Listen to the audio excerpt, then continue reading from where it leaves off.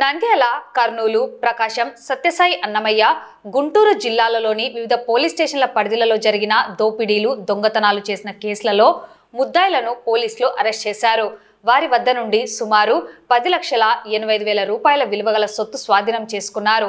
Police ఉన్నత అధికారుల సూచనలతో Panyam inspector Kiran Kumar Reddy, sub inspector Narendra Kumar Reddy, వారి సిబ్బంది మరియు నంద్యాల సిసిఎస్ సిబ్బంది 26వ తేదీన పాణ్యం మండలం పిన్నాపురం కొండలలోని దుర్గం వాగులో ఉన్న వాటర్ ఫాల్స్ సమీపంలో గూడారం వేసుకొని దొంగలించిన బంగారు, వెండి వస్తువులు, నగదు మరియు 2 మోటార్ సైకిళ్లు మరియు 4 మారణాయుధాలు పెట్టుకొని ఉన్న ముద్దాయిలను పోలీసులు బృందాలుగా ఏర్పడి పలు ప్రాంతాలు తిరిగి వారి కదలికలపై నిఘా ఉంచి చాకచక్యంగా పట్టుకోవడం జరిగింది.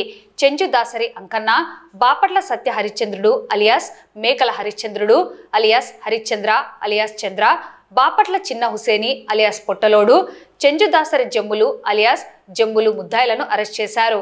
ఈ మేరకు ముద్దాయిల అరెస్ట్ కేసు వివరాలను జిల్లా ఎస్పీ అదిరాజ్ సింగ్ రాణా మీడియాకు వివరించారు.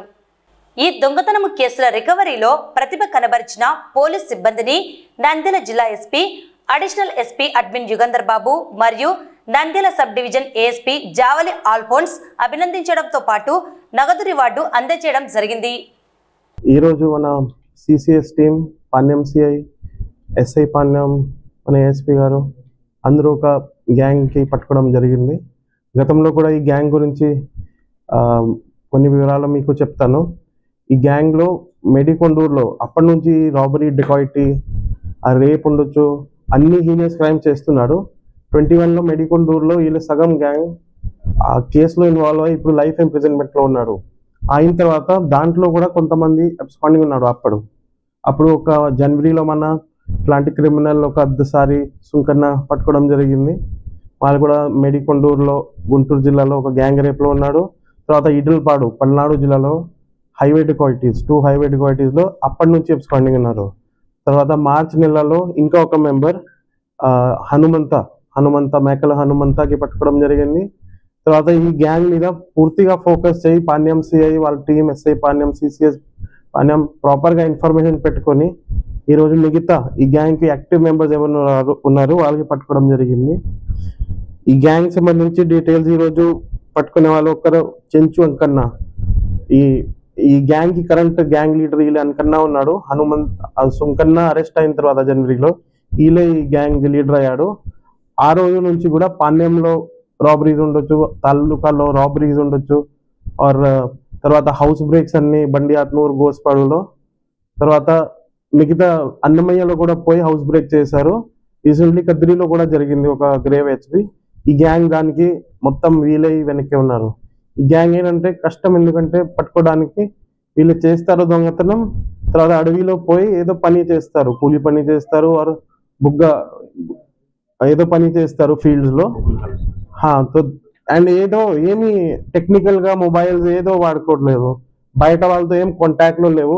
సో ఓన్లీ మాత్రమే మన చేసిన ఇన్ఫర్మేషన్ సిస్టమ్ ప్రకారం వాళ్ళు ఇక్కడ కనపడారు, ఏదో హౌస్ బ్రేక్లో వీళ్ళ పాత్ర ఉందా లేదా మొత్తం సిసిఎస్ టీం అన్ని జిల్లాలో చెక్ చేసినప్పుడు ఈ కన్క్లూజన్లో వచ్చింది. సో ఇటు పట్టుకోవడానికి మన సిఐ పాణ్యం హెడ్ చేసే ఆపరేషన్లో సిసిఎస్ టీం, ఎస్ఐ పాణ్యం కొంత 40 to 50 మెంబర్స్ తీసుకుపోయి ఫిషింగ్ నెట్స్, కారం, కత్తి అన్నీ తీసుకుపోయి వాళ్ళకి ఒక నాన్ లీథల్ వేలో పట్టుకోవడం జరిగింది. తర్వాత ఇప్పుడు కూడా అంకన్న గాడి మీద 34 కేసెస్ ఉన్నాయి. దాంట్లో 17లో మాత్రం అరెస్ట్ అయ్యాడు. మేజర్ కేసెస్లో కానీ, ఎడ్లపాడు రాబరీలో కానీ ఇప్పుడు కూడా అబ్స్కాండింగ్ ఉన్నాడు.